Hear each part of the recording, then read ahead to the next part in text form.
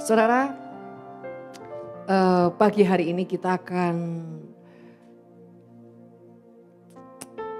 membuka sebuah pengertian mezbah di dalam penyembahan.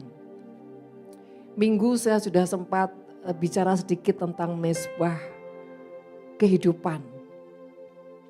Saya punya satu spesial ya dengan lagu ini. Kalau saudara perhatikan setiap lirik demi lirik,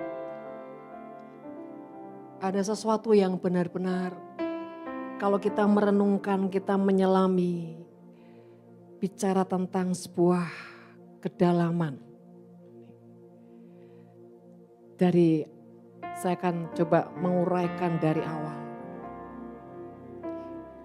Hanya Engkau dalam hatiku yang memberikanku damai. Saudara, di setiap perjalanan kita ini secara jujur mau bilang, pasti kita banyak mengalami tekanan demi tekanan, bukan? Halo? Ya. Kecuali kalau saudara tidak terlalu meresponi firman, mungkin saudara akan merasa biasa kok. Tapi kalau sungguh-sungguh saudara adalah orang yang hidup meresponi firman dan hidup mengasihi Tuhan, setiap hari dalam perjalananmu pasti ada sesuatu yang kau alami dengan banyak kesesakan. Tapi bagaimana kesesakan itu menjadi sebuah kenikmatan, inilah rahasianya. Bagaimana dalam setiap kesesakan menjadi satu kenikmatan, bahkan kenikmatan yang tidak bisa diungkapkan dengan sebuah kata-kata, bahkan itu meradiasi kehidupan kita akan semakin kelihatan bercahaya. Ketika kita menyadari cuma Tuhan, hanya Tuhan yang bisa menjadi pusat sandaran pengharapan apapun, tidak manusia. Tidak kepada siapapun. Tapi saudara terkasih, ini buat setiap orang mungkin terlalu terlalu drama lah. Tapi kalau saudara punya keputusan ya, buat saya gini, hidup itu cuma sekali dan jangan bermain-main. Karena kita akan rugi dengan yang bermain-main. Tapi kenapa kita enggak mencoba untuk membawa sebuah tantangan dalam hidup. Karena saya percaya setiap firman itu ya dan amin. Ya, kenapa Daud begitu romantisnya dengan Tuhan. Daud begitu punya kehidupan yang sampai Tuhan bilang gini. Daud itu adalah orang yang berkenan di hatiku. Berkenan, padahal Daud juga ada banyak kelemahan. Ya, tetapi bagi Tuhan seakan-akan buta dengan apa yang Daud lakukan. Contohnya tentang Batseba. Sekalipun Tuhan juga memberikan konsekuensi pada Daud. Tapi di balik semuanya. Mungkin ya dari 10 Daud cuma 1. Kesalahannya. Yang membuat Tuhan jadi akhirnya dengan sangat terpaksa. Dia harus memberikan sebuah konsekuensi untuk Daud bisa melewati itu. Tapi yang 90% Tuhan sangat menikmati Daud. Kenapa? Daud adalah orang yang selalu punya kesempatan, selalu melihat sebuah peluang di dalam segala aspek hidupnya, yaitu menyembah Tuhan. Ketika kata-kata ini, hanya Engkau dalam hatiku yang memberikanku damai. Tiada kasih yang ada di dunia seperti kasih yang Kau berikan. Di sini saya punya sebuah pengalaman. Ketika orang-orang yang sudah kita cintai, bahkan kita berkorban apapun untuk orang-orang itu. Tiba-tiba dia mengkhianati, tiba-tiba dia melukai. Pada saat orang-orang ini melukai, di dalam ketidakmengertian saya merasa kok sakit ya Tuhan.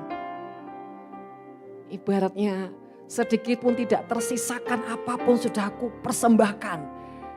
Kok orang-orang ini, waduh.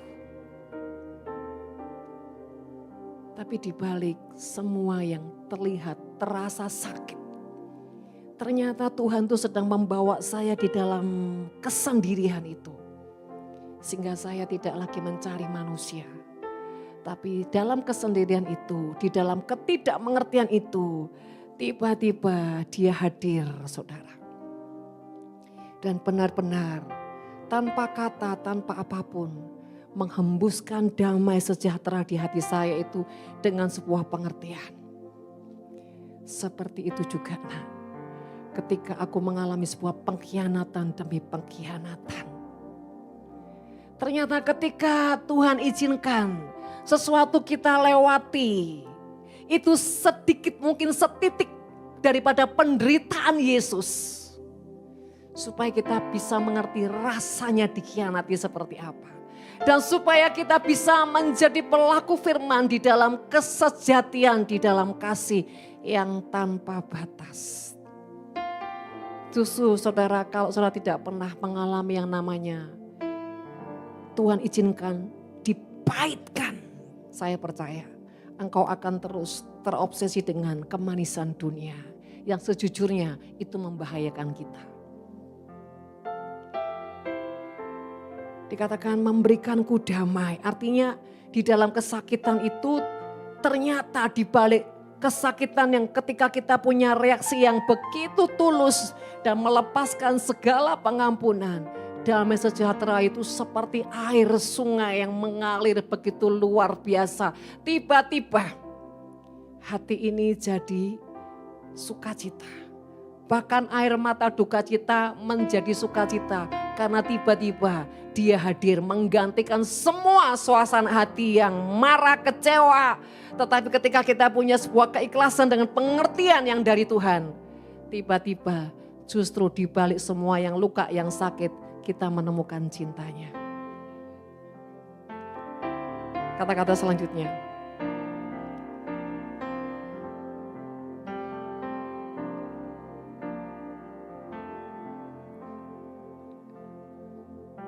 Ya, sampai bingung sih.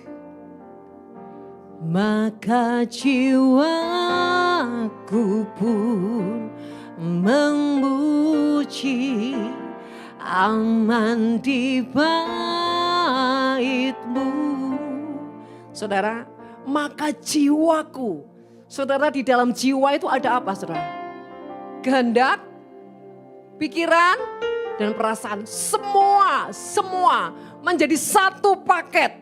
Pikiran, perasaan, dan kehendak yang tadinya berpecah belah, yang tadinya berantakan. Dan ketika damai sejahtera Tuhan itu mulai turun, saudara. Tiba-tiba seperti air sungai yang membasahi, bahkan menyegarkan, bahkan mencuci otak kita. Rasanya kesel gitu saudara ya. Ya. Tiba-tiba di jiwa itu ada sebuah nyanyian. Bahkan saudara, tanpa mulut saya bicara, tapi dia memuji di sini. Maka jiwaku pun memuji, aman di bait-Mu. Satu asa di dalam hidupku, bersama-Mu sepanjang masa. Artinya gini saudara, mulai detik saat ini Tuhan, aku sudah gak pusing lagi dengan semua yang melukai, semua yang menyakiti, semua yang membuat trauma, semua yang menoreh-noreh di hatiku. Aku sudah gak pusing dengan semuanya itu. Yang satu hal yang aku mau Tuhan, sepanjang masa demi masa, aku hanya berjalan bersama-Mu. Saudara terkasih, dan ketika nyanyian di roh So pernah nggak ngalamin nyanyian di roh? Saya percaya semua pasti ngalamin. Gimana sih nyanyian di roh? Tiba-tiba kok nggak pernah mikir apa-apa, nggak mau apa-apa, tiba-tiba ada sebuah nyanyian di hatimu. Itu nyanyian di roh. Dan nyanyian di roh itu saudara punya beberapa pengertian. Pertama, Tuhan sedang bicara di hati kita. Ya, kenapa? Mungkin kondisi kita lagi nggak bagus. Sehingga cara Tuhan menyapa kita, cara dia bicara sama kita lewat lagu. Yang kedua saudara, ada jeritan. Mungkin kita terluka, kita dikhianati, tiba-tiba jeritan di hati gini. Kaulah Tuhan yang berjanji tak sekalipun kau ingkari. Dalam keputusan itu, tiba-tiba di jiwa ada jeritan. Kenapa? Saudara, saya mau kasih tahu ya. Seberapa kau mengasihi Tuhan, seberapa kedewasaanmu, seberapa kedalamanmu, di situ juga akan keluar setiap nyanyian-nyanyian yang menjamah hatinya Tuhan. Mungkin mulutmu nggak nyanyi, tapi di jiwamu ada sebuah nyanyian. Kenapa? Karena ada Roh Kudusmu di dalam. Ada Roh Kudus Tuhan di dalam kita. Dialah sahabat, dialah jembatan, dialah yang menyampaikan sesuatu lewat di jiwa kita. Sehingga nyanyian tadi, kalau kita menyerapinya, menyikapinya dengan sebuah ketulusan dan pengampunan, bahkan kebangkitan di roh, dia akan bereaksi saudara. Tuhan itu akan bereaksi. Saudara pernah enggak di rohmu menyanyi dan kau meneteskan air mata padahal mulut enggak nyanyi? Di roh ini yang dimana Roh Kudus tinggal menjadi penjembatan antara engkau dengan Tuhan. Sehingga nyanyian di hatimu, nyanyian di jiwamu, bahkan di bawah alam sadarmu yang paling dalam menyentuh hatinya Tuhan. Dan ketika kau membiarkan nyanyian itu sampai kau mengeluarkan kata-kata. Dan tiba-tiba itu membuat Tuhan hadir menghampiri engkau. Ada banyak hal yang tiba-tiba terjadi atasmu. Sebab itu saudara terkasih, betapa indahnya kalau kita ini selalu hidup di dalam penyembahan. Serius. Kita itu sudah enggak perlu lagi meminta-minta belas kasih manusia. Kita enggak perlu lagi ngemis-ngemis cinta kepada manusia. Bukan kita jadi tiba-tiba orang aneh, tidak. Karena saking kayanya kasih Tuhan di hati kita. Bahkan kalaupun kita dilukai, saudara, kita akan tetap tenang kok. Rasanya itu enggak bergeming di hati kita. Karena kasihnya Tuhan itu indikasinya sangat kuat, sangat tebal, sangat luar biasa. Jadi enggak pernah bisa tembus ke hati kita. Sebab itu saudara terkasih, mari jadi orang yang terus membangun mezbah penyembahan. Saudara, mezbah penyembahan itu ada banyak rahasia yang kalau kita mau gali. Yang seperti minggu kemarin saya katakan, menggali di dalam kedalaman roh Tuhan lewat penyembahan. Itu seperti seorang kekasih yang sedang bercumbu. Tidak ada kata-kata, tapi kenikmatan demi kenikmatan. Bahasa hati demi bahasa hati yang saling berkolaborasi. Tiba-tiba dia melepaskan, mengimpartasikan, bahkan mengimplan dalam hidup kita. Yaitu apa? Kewibawaannya, rohnya, kebenarannya, hikmatnya, kekuatannya, pengurapannya, semua.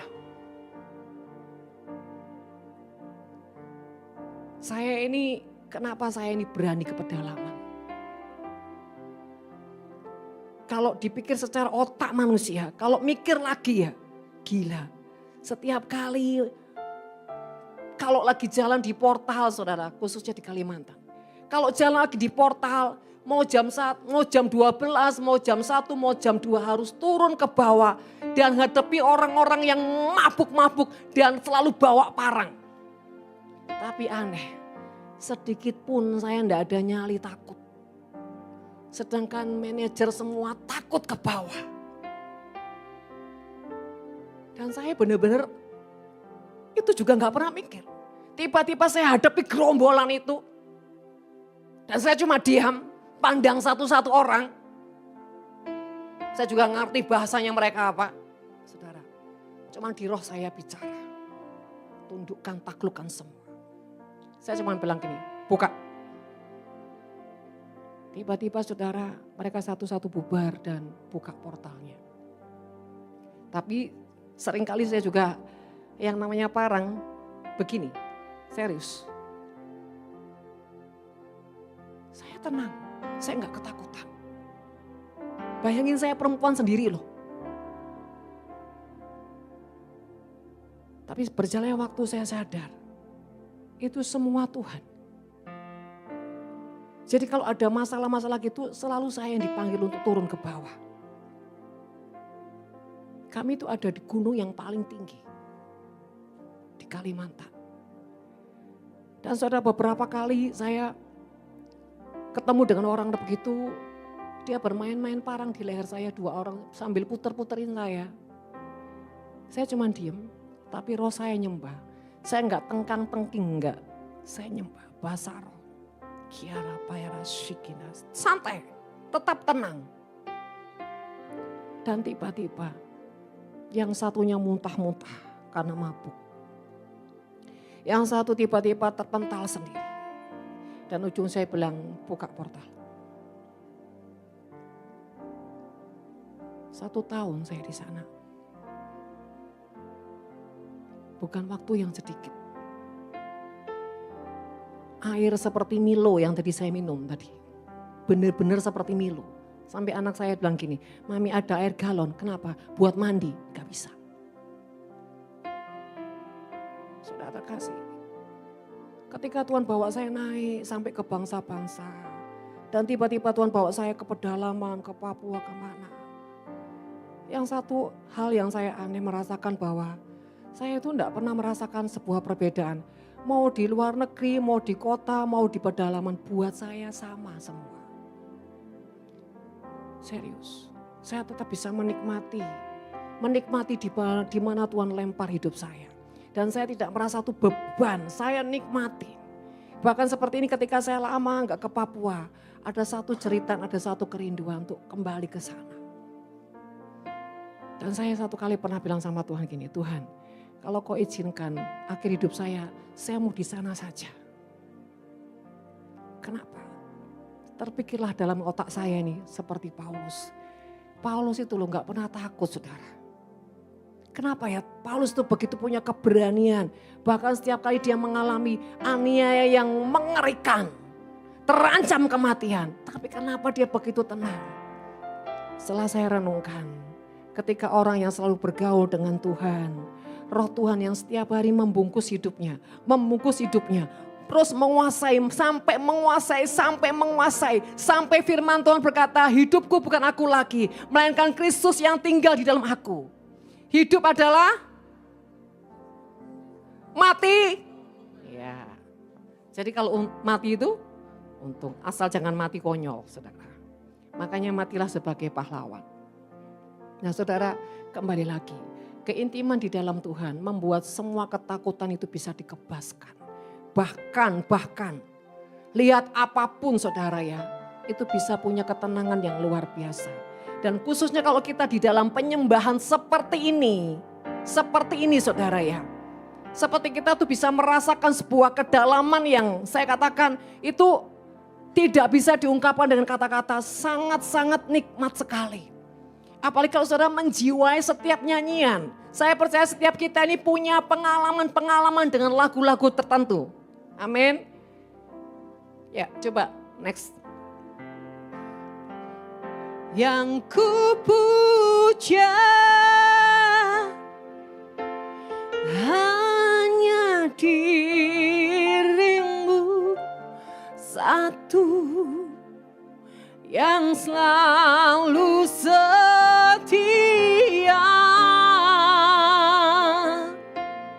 menopang dan menjaga menjagaku senantiasa. Dia menjaga dimanapun kita ada. Bahkan di tengah hutan, dimanapun. Dia menjaga. Saudara, kalau Tuhan menjagai kita, ada sebuah spirit yang berbeda di dalam kita. Kenapa saudara? Itu yang dinamakan karisma dan kewibawaan. Dulu-dulu kalau orang lihat saya tuh keren katanya. Saya kalau lihat Bu Winda langsung saya takut. Dalam hati saya, apakah saya ini mukanya kayak monster?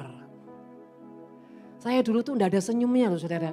Serius, kalau 15-20 tahun yang lalu lah. Orang lihat saya tuh, seram. Padahal saya tuh enggak seram banget tuh kalau sudah dekat. Nah, saudara percaya waktu Tuhan bilang, kenapa orang itu takut? Khususnya orang punya masalah.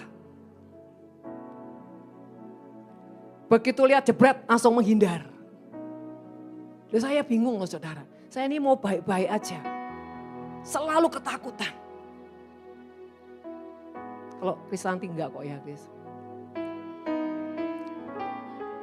Saya tiap hari itu ngontrol ya. Di roh. Ini orang ngapain aja di sana. Ngapain saja di Australia ini. Saya memonitor.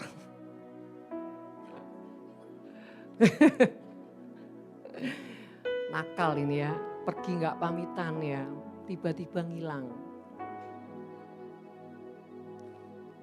Saya selalu cek Instagram. Saya lihat bajunya, saya lihat ngapainnya. Pokoknya saya polisi lah. Begitu tadi dia datang, langsung saya bauin auranya gimana ini Tuhan. Beres enggak? Beres kok saudara. Kenapa saudara? Kalau kita tinggal di dalam kebenaran, yang enggak benar itu pasti takut ketemu kita. Bukan wajah kita tuh seram seperti momok, enggak. Sekali lagi terang, kebenaran. Itu enggak bisa berjumpa dengan yang palsu. Nah itulah saudara kenikmatannya. Ya, makanya semua kekasih Tuhan. Kalau Tuhan selalu kita sembah di setiap waktu, penyertaan Tuhan itu membuat kita selalu bertemu dengan semua yang ajaib.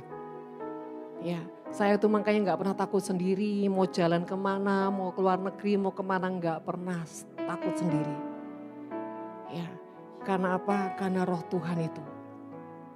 Ya, dia menjaga kita bahkan di masa pandemi pun saudara ya. Bukan berarti kita nggak bisa kena dengan virus, tetap kena. Tapi kenanya beda. Kita bisa tetap tersenyum, saya setiap kali tetap bisa doa pagi. Bahkan saya bilang gini, saudara, saya juga kena COVID. Tapi mari kita bersuka cita, aku rapopo, aku rapopo. Jadi saya cuma 3 hari saudara. Anak-anak saya mungkin 1 minggu, 10 hari, saya 3 hari. Saya hardik COVID, pergi, tuyul-tuyul ini ya. Kamu tuh menajiskan, pergi. Jadi kalau sebetulnya sakit itu gangguan di pikiran. Kalau pikiranmu bilang, COVID, dah COVID beneran. Waduh sakit beneran. Ya, seperti minggu kemarin, hari Minggu jujur, badan seperti remek saudara ya. Apalagi habis ngupas kemarin ayat-ayat. Saya pagi itu masih gini sama Ika. Ini rasanya lemes. Tapi saudara, justru saya kalau ketemu dengan pelayanan langsung bangkit. Kalau saya enggak pelayanan malah gitu. Jadi saudara terkasih, jangan pelayanan jadi beban. Asal itu berjalan sama Tuhan. Ya, bahkan ketika sudah pujian penyembahan, nyingkir semua saudara.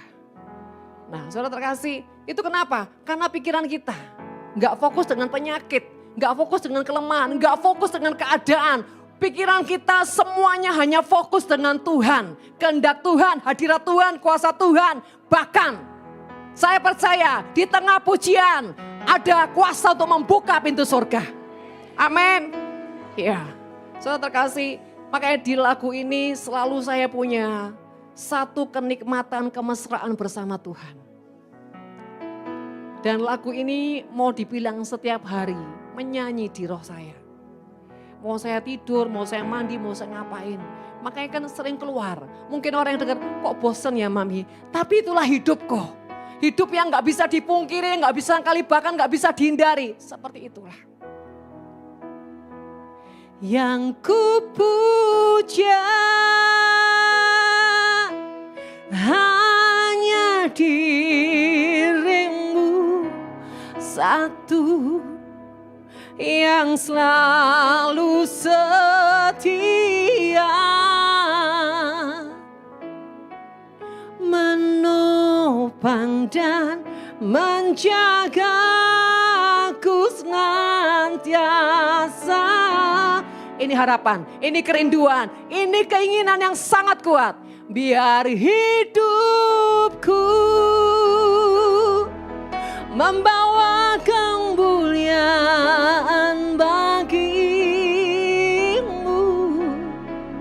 karena dirimu dan kemurahanmu telah bertahta di hatiku. Apa itu kemuliaan, saudara? Kemuliaan itu seperti emas yang di perapian. Nah, kemarin yang terima gold, coba angkat tangan. Yang terima gold ya, siap di perapian? Sadrak, Meshak, Abednego. Artinya orang yang selalu bayar harga. Untuk kemuliaan Tuhan, untuk jiwa-jiwa. Seapapun tekanan, saudara, hasrat dan kekuatan Tuhan itu tetap jauh lebih tinggi daripada hasrat kedagingannya. Saudara, bicara kemuliaan itu bukan sesuatu yang murahan. Makanya jadi orang jangan selalu menyajikan yang biasa-biasa. Jangan menyajikan yang murahan. Apa itu, saudara? Kerja tanpa integritas, melakukan apapun tanpa kualitas, bahkan waktu tersendiri. Waktumu sendiri seringkali kau buang seperti comberan dengan hal-hal yang tidak penting. Kalau saya enggak mau. Waktu itu berharga. Seberapa kau menghargai waktu, disitulah nilai-nilai hidupmu. Kalau kau sembarangan dengan waktu, kau habiskan waktumu dengan hal yang enggak penting, bahkan hal-hal comberan, di situ juga nilai hidupmu comberan. Jadi saudara terkasih, seberapa kita ini menghargai waktu, menghargai hidup, dan kita mau selalu yang terbaik.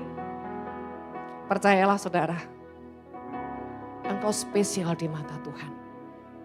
Karena engkau begitu menghargai waktu. Yang terakhir, kemuliaan itu apa, saudara? Kemuliaan itu, saudara, selalu membuat Tuhan itu prioritas di atas semuanya. Pokoknya Tuhan nomor satu. Tuhan spesial. Tuhan yang terbaik. Kalau kita terbiasa, kalau untuk Tuhan yang terbaik. Contoh ya, kalau misalkan doa pagi. Kadang baju saya aja loh, melenceng gini. Nanti saya sudah mendelik yang kamera ya. Kenapa kamu tadi nggak bilang ya? Buat saya sesuatu tuh kalau sama Tuhan harus yang perfect. Kalau orang sudah terbiasa berjalan sama saya, kayak Ike, kayak Jenny ngerti.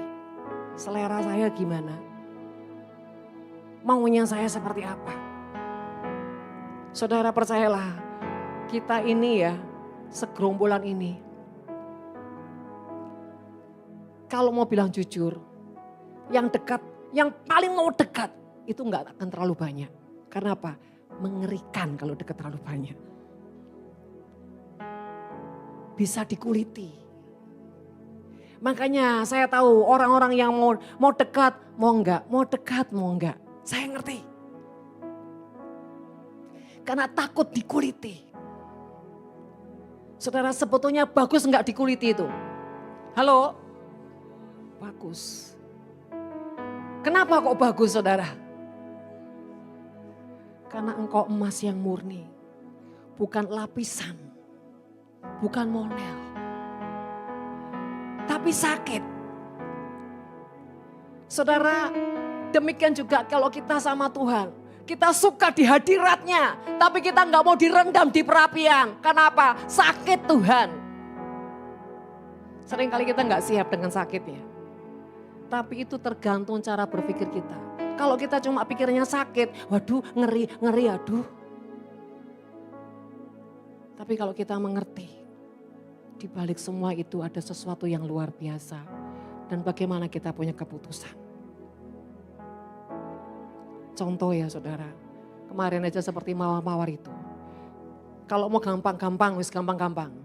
Halah sudah, iki sapa sih? Oh ndak rupanya judes ya wis gini. Oh ya, ndak usah nunggu Tuhan maksudnya. Lu iya kan, kalau lihat tampangnya judes, oh tahu pasti ini pasti gini. Ndak usah nunggu-nunggu Tuhan doh. Itu kalau bukan bikinnya Tuhan sempal sudah beneran. Makanya tadi ini datang, mana Bu hasilnya? Salah sendiri nggak datang nggak mau bicara. Ya gak dibawa. Saudara, mari saya percaya ini kayaknya semakin kesini nanti kita ini akan banyak hal saudara. Ya, nanti kalau pastor sudah bergabung dengan Nafiri, ya mulailah terjadi pengulitan. Siap ya Pas Jaya? Wah ini lebih ditaruh barisan ke depan karena pasukan perang. Ya kan? Waduh, Ci, coba dipikirkan 2 kali Ci. Kan mau pentabisan ini Pastor. Karena saya sudah punya ini ya, nanti ke depan ini ya Pastor. Saya akan lempar keluar pulau, saya akan lempar ke pedalaman. Waduh ngeri. Jangan cuma nyanyi tok. Bagi bangsa ini kami berdiri dan membawa hati kami kepadamu. Segala penderitaan dan kesesakan itu kecil di hatiku. Karena gelora cinta Tuhan lebih dari segala hidupku.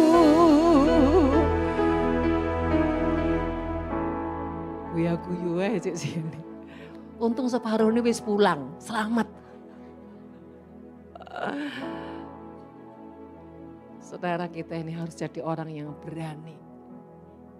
Jangan jadi bunglon. Kalau kita sudah ambil keputusan apapun, maju tak gentar, membela yang benar. Ya, saya ini nanti punya program buat Kristanti ini. Karena hitamnya dia cocok kalau di Papua. Cita-citanya dapat bule langsung luntur. Ya saudara. Artinya gini loh, saya ini gini loh ya, saking suami saya tuh gak pernah muncul ya, kalau muncul gitu pasti bisa ditanya. Istrinya tidur pakai Alkitab, tapi tetap ngelani suami kok, tenang saudara. Nanti tidur berapa menit sudah bangun duduk lagi, sampai suami saya tuh kadang-kadang terganggu. Nggak tidur-tidur mau ngapain kamu? Sampai dia bilang gini saya, aku ini salah pilih istri. Pilih istri kok biarawati. Tapi yang satu hal yang saya bersyukur. Sedingin apapun suami saya, ada lagunya. Sedingin-dingin suamiku, tetap dingin tetanggaku. Sedalam-dalam begunya, tetap beku tetanggaku. Artinya tetap dia yang terbaik buat saya. Jadi kadang-kadang saya dalam kekesalan hati yang tidak pernah disentuh, tidak bilang I love you gitu, kadang-kadang saya kesal. Saya pegang muka ingin, mau bilang I love you, susah dah. Udah langsung saya cerot gitu saudara. Kesuwen saudara ya. Kalau tunggu suami saya yang romantis kelamaan saudara ya. Garing. Tapi saudara terkasih, makanya saya sering ngomong, Yang kupuja hanya kau. Yesus, engkau itu yang lebih segalanya. Memang apa? Yesus sing ada lawan. Kenapa? Saya tahu gini, saya bilang, Tuhan saya tahu, Tuhan kasih suami saya yang dingin, yang beku, yang begini. Karena kau cemburu kan? Cemburu kan Tuhan? Engkau gak mau diduakan kan? Tuhan senyum saudara. Ternyata Tuhan bisa cemburu loh. Mana Pak Guanto? Lah. Pak, Ibu gimana Ibu Pak? Pak? Ibu doa terus Pak? Ya. Oh, curhat. Bu, jangan terlalu jatuh cinta sama Tuhan. Balance sama suami. Dia bukannya beku dan dingin Bu. Tapi dia butuh perhatian. Ya Pak, ya Pak. Oh ya. Memang laki-laki itu begitu. Jangankan Pak Guanto, ini juga sama. Maunya tuh yang dikejar lah, daku kau kutangkap gitu loh. Ya kembali lagi saudara terkasih. Jadi artinya gini loh. Kita tuh gak usah kaget kalau di dalam kekristenan perjalanan kita tuh banyak hal. Tapi kalau kita menganggap itu biasa sudahlah. Itu next level, itu kedewasaan. Proses saya dibawa pada kemurnian. Semua yang berpikir tentang positive thinking, ujungnya kau akan menikmati Tuhan luar biasa. Amin. Ya, jadi di sini, tapi saya lihat sini perempuan-perempuan ini lebih perkasa dari suami-suami. Gak boleh juga loh ya. Bobo bahagia karena tidak ada gandengannya. Ya, saudara sehebat apapun wanita, tetap kalau sudah masuk keluarga, masuk rumah tangga, itu pelayan suami. Ya, saudara, iya. Jadi yang tidak punya suami tidak usah cari-cari. Aku tak mempraktekkan kata-katanya ibu, tidak perlu.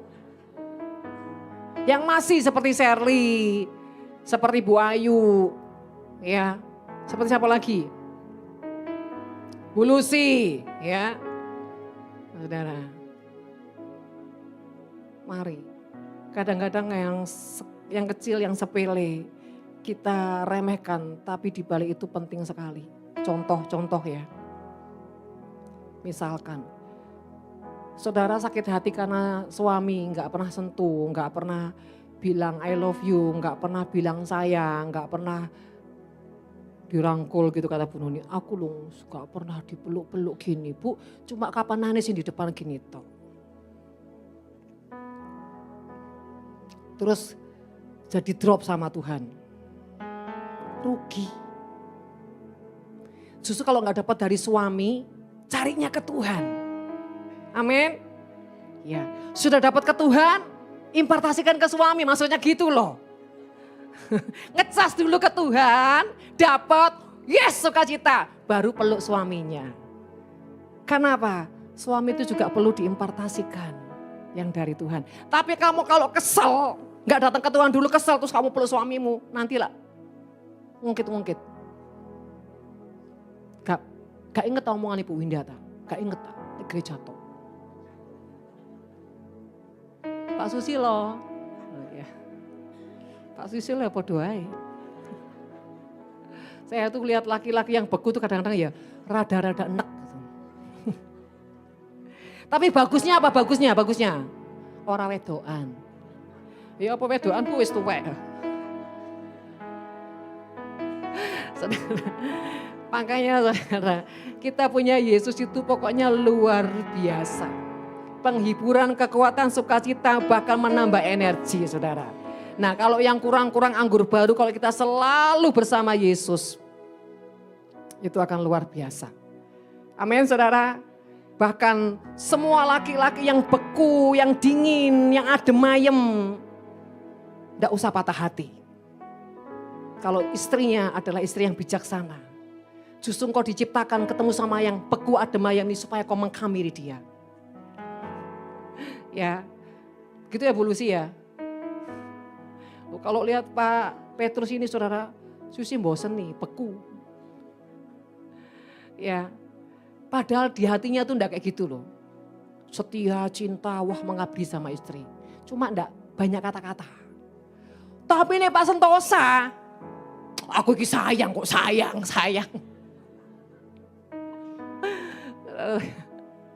Tapi enggak pernah gimana gitu loh saudara. Ngajak bulan madu kayak enggak. Akhir bulan yang dipikirin saudara. Ya Pak Sentosa ya. Ya Pak Bu Ayu. Ojo batuk-batuk, jawab yang baik. Kapan ya Bu aku dijak bulan madu suamiku ini. Tak doano ya, habis ini ya. Oh dijak perang terus, capek ya. Saudara kembali lagi. Ketika kita menjadi pribadi yang suka menyembah Tuhan. Semuanya kebekuan, capek ini. Saudara itu cuma seperti pesan sponsor lewat, setelah itu kita kuat lagi, kita gairah lagi, kita sukacita lagi dan kita ini powerful.